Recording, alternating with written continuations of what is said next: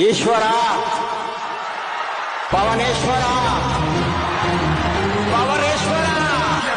Hello టిఎఫ్ఎ fans, ఇప్పుడు Harihara Veeramallu movie first రోజు ఎంత కలెక్ట్ చేసిందో చూద్దాం. నైజాం 22.3 కోట్లు, వైజాగ్ 7.67 కోట్లు, ఈస్ట్ 5.77 కోట్లు, వెస్ట్ 4.67 కోట్లు, కృష్ణా 3.88, నెల్లూరు 2.82 కోట్లు, గుంటూరు 8.54 కోట్లు, ఆంధ్ర 28.33 కోట్లు, సీడెడ్ 12.77 కోట్లు, నైజాం మరియు ఆంధ్రప్రదేశ్ 83.81 కోట్లు, కర్ణాటక 7.95 కోట్లు, తమిళనాడు 1.89 కోట్లు, కేరళ 67 లక్షలు, హిందీ 7.55 కోట్లు, ఇండియా మొత్తం మీద 102, యుఎస్ఏ 20 కోట్లు, ఇతర దేశాలు 11 కోట్లు, మొత్తం 133 కోట్లు వచ్చినట్టు మనకి సమాచారం అందింది ఫస్ట్ డే.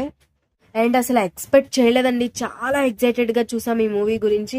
అండ్ ఇంత వస్తుందని అనుకోలేదు.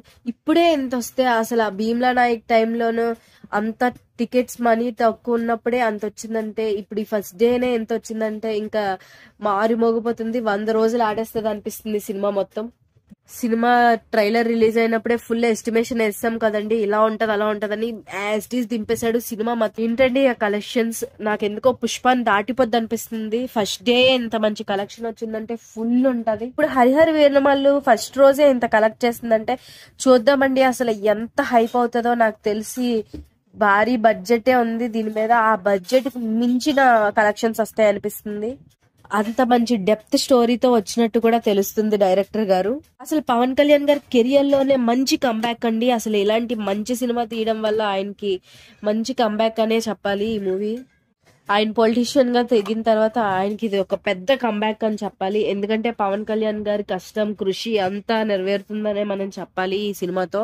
ఈ కలెక్షన్స్ చూస్తుంటే సినిమా వరల్డ్ వైడ్ గా బ్లాక్ బస్టర్ హిట్ అవుతున్నట్టు కూడా మనకు తెలుస్తుంది. ఈ సినిమానే పవన్ కళ్యాణ్ గారి కెరియర్ ని మరో వైపు కూడా మళ్ళిస్తుందని అనిపిస్తుంది. ఎందుకంటే దీని తర్వాత ఓజీ అండి. ఫుల్ ఎక్సైటెడ్ గా ఉన్నాం. ఈ సినిమా కొట్టేసిన వెంటనే ఓజీ కూడా కొట్టేయాలి మనం.